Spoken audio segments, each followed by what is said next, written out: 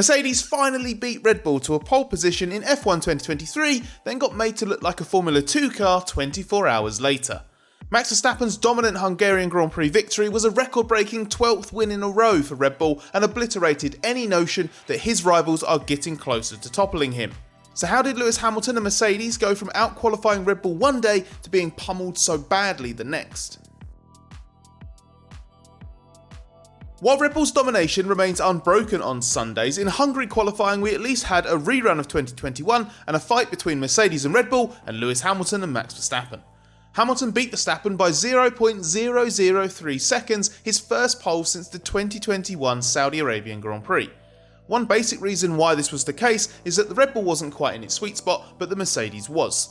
There's something about the Hungaroring that the Mercedes and Hamilton really like, which pushed up the combination's normal performance ceiling. There are probably at least two components to the Mercedes side of this: traction and tyre usage.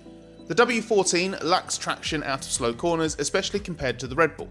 The grippier the surface, the less this will be punished, and the Hungaroring has a particularly grippy surface once it's been rubbered in.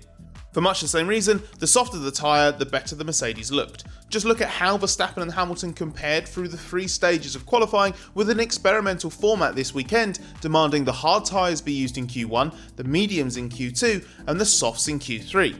What the softer compound also did for the W14 was give Hamilton the high level of front end grip at the beginning of the lap with which to attack turns 1 and 2. The W14 has had better front end grip into slow corners ever since its major Monaco upgrade, which included the revised front suspension. This has allowed Hamilton and George Russell greater confidence into slow corner entries.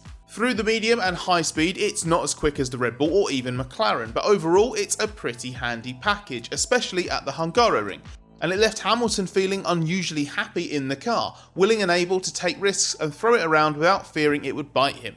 Even former teammate Nico Rosberg, in his role of Sky Sports F1 pundit, was impressed, calling the lap perfection and an art. An awkward car actually puts a false ceiling on the level of even a great driver, and that's the place Hamilton has usually been for the last 18 months, while Verstappen's enjoyed his dream car. The situations were transposed here, with the Red Bull just not quite as potent over one lap as it needed to be. The demands of the Hungaroring meant Red Bull ran a bigger than usual beam wing and rear wing to generate the downforce required and to protect the rear tyres, which cost aero deficiency, reduced its usual DRS advantage and seemed to impact the usual Red Bull one-lap car balance as well. Verstappen said it felt terrible and would have understeer one moment, then oversteer the next. It was the worst possible balance for him.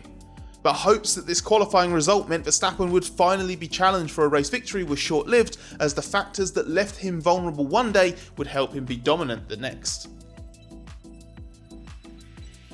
Verstappen won this with ridiculous ease, such an advantage that Mercedes boss Toto Wolff said it looked like the only F1 car in a field of Formula 2 cars. As soon as Verstappen beat Hamilton into turn 1, he was gone. But even if he'd not got ahead there and Hamilton had led initially, he'd have found a way. The RB19 superiority was vast on race day. It even had Verstappen comparing it to his imperious victory of last year's Belgian Grand Prix as the most dominant of his F1 career.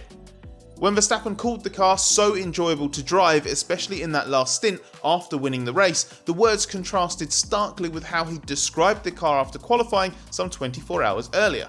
The Sunday car Max called one of the best he's ever had, and the one he felt such dissatisfaction with in qualifying were linked. The car was so good in the race because it was understeery in qualifying. That worst possible balance for Verstappen on Saturday was to protect the rear tyres at the circuit that imposes the highest thermal stress on them all season. It was known on Saturday that race day was going to be a lot warmer. Track temperature at 3 PM as the car sat on the grid before the race was 48 degrees, it rose to almost 54 during the race, and the ambient was 28 degrees. These numbers make for very serious workouts for tyres, engines and brakes around a relatively slow track with not much straight line running to give things a chance to cool.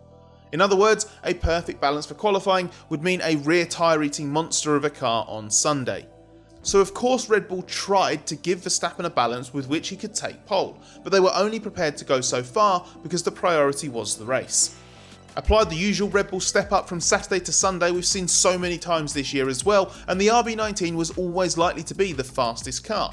Mercedes actually knew that and planned Hamilton's race accordingly, but the size of the Red Bull margin was a surprise.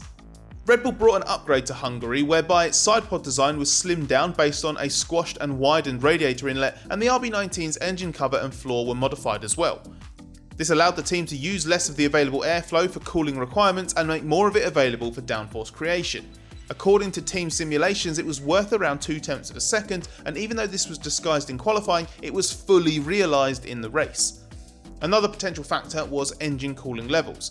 The Mercedes gills are sighted further forward atop the side pods, and at some hot races earlier in the year, up to 4 of them were opened up, but in Hungary it was only 2. It's possible Mercedes got a little over-ambitious with its cooling package. That would help in qualifying but hurt in the race, and the engine was indeed being run more conservatively, which won't have helped Hamilton much once he became stuck behind the McLarens on the first lap. Wolff said Mercedes was reduced to just being part of what he called the F2 gang, as the F1 car among them won by more than half a minute. While that was an unflattering comment, what's worse is that Mercedes wasn't even the top F2 car. It was beaten by McLaren for a third race in a row, as McLaren's impressive form since a big mid-season upgrade carried over from Austria and Britain. This was something of a surprise, as the previous 2 circuits had played to McLaren's high-speed strengths. Even the team was playing down its prospects for Hungary, which is more about medium and low-speed corners. But clearly McLaren's upgrade has now made it more potent at medium speed, and team boss Andrea Stella reckons it's now only the truly slow stuff that it's lagging behind. Even in Hungary, there are only a few such corners, so McLaren's competitive enough to do what it did here, qualify on the second row and opportunistically get amongst the Red Bulls and Mercedes. Both Oscar Piastri and Lando Norris jumping Hamilton on a poor first lap for the poleman allowed McLaren to control their races better, and also hampered Hamilton at the same time. The Mercedes cooling choice we mentioned previously would have been less problematic in the race had he been running in clear air at the front, but he ran the first stint in 4th. Losing momentum when Verstappen jumped Hamilton at the start and passed him at turn 1 allowed Piastri to shoot past both Norris and Hamilton up to 2nd, then Norris nailed a beautiful move on Hamilton around the outside through turn 2. Hamilton's race never fully recovered from that turn 1 and 2 McLaren attack. Both Wolff and Norris felt that track position was the decisive factor here, as even though the Mercedes was kinder than the McLaren on the tyres as usual, Hamilton couldn't really take advantage of that.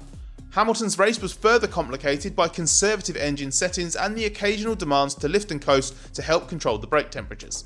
And Mercedes and Hamilton also didn't get the tyre usage right.